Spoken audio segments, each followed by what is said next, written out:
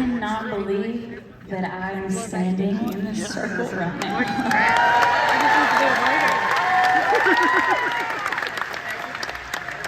I started singing when I was 7 years old on a mock Grand Ole Opry theater called the Kentucky Opry. And we did our best to reenact this show, and from the moment I was 6 years old and stepped on that stage in Prestonsburg, Kentucky, I have been fighting and clawing to get to this stage, to right here on this circle.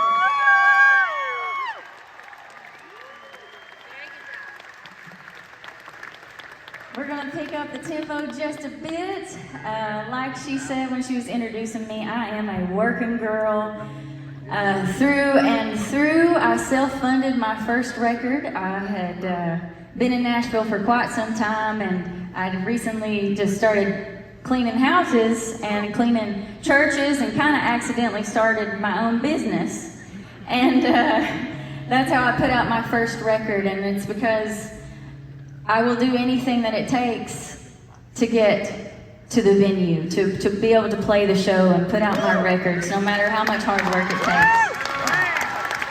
I'm not too good to clean a toilet, y'all. This song's for the working girl. It's called Rich Little Girls.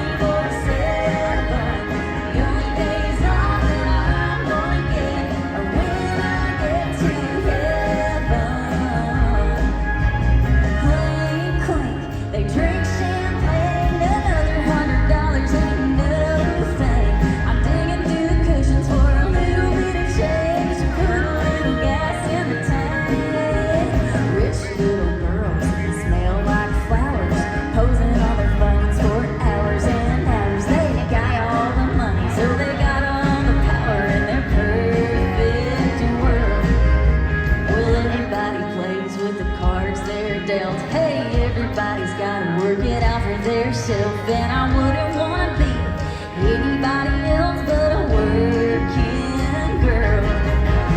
9 to 5, honey, I wish more like 24/7.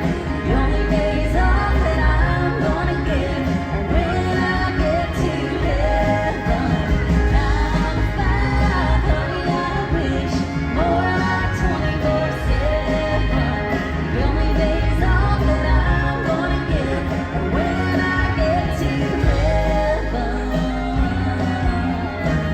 Hey, when I get to heaven.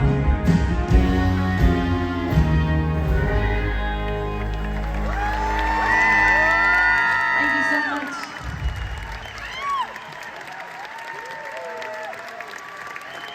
Brit Taylor making her Grand Ole Opry debut.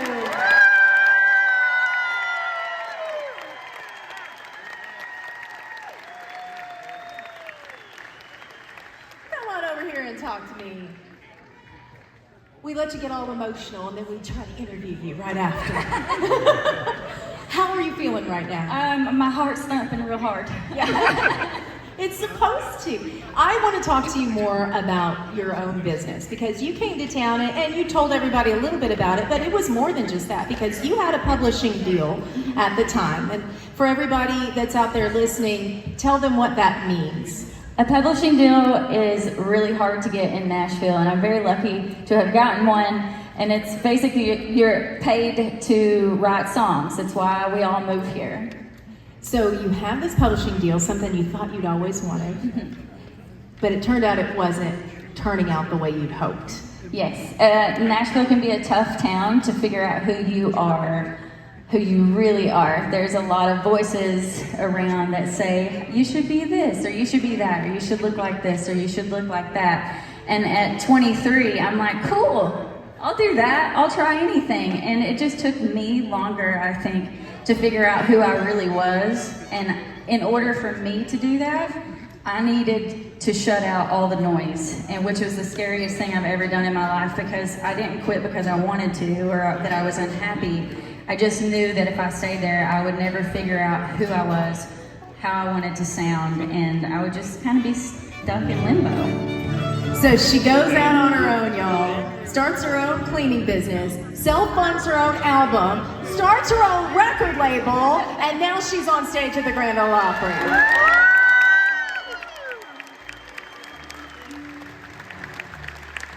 During Women's History Month, I might add. Just throwing that out there. Tell me about Hyndman, Kentucky. Hyndman, Kentucky? Well, there's 2 stoplights and a Dairy Queen. And did you work at the Dairy Queen? No, I didn't. I think I taught karate to kids. I'm also a black belt, so watch out. You've been holding out on us. I didn't know you had those skills. So where does Sturgill Simpson come into the picture? A couple of years ago, I just sent a text message to my buddy David Ferguson, and I was looking for somebody to make my next record, and I said, man, you know how to make a country record better than anybody. Let's make a record together. And he texted me back almost immediately and said, how about me and Sturgill make your record? And I was like, are you kidding me? Are you for real right now? Don't joke about that stuff. But he wasn't joking, and Sturgill Simpson actually made my last record that we just put out. That's incredible. That's a huge stamp of approval. Yeah. So I know the answer to this, but I just want to hear you say it. Looking back, what would you tell that 23-year-old when she came to town? Listen to everybody. Take in everybody's opinions and their advice, and then go sit in a quiet room or get outside and just try to listen to your heart and your head, and don't be afraid to stand up for yourself. Great advice. Now, before I let you go, tell me about your goats. Oh gosh, I have 5 pygmy goats and 2 miniature donkeys that my papa, who is 84, who is here tonight, gave me.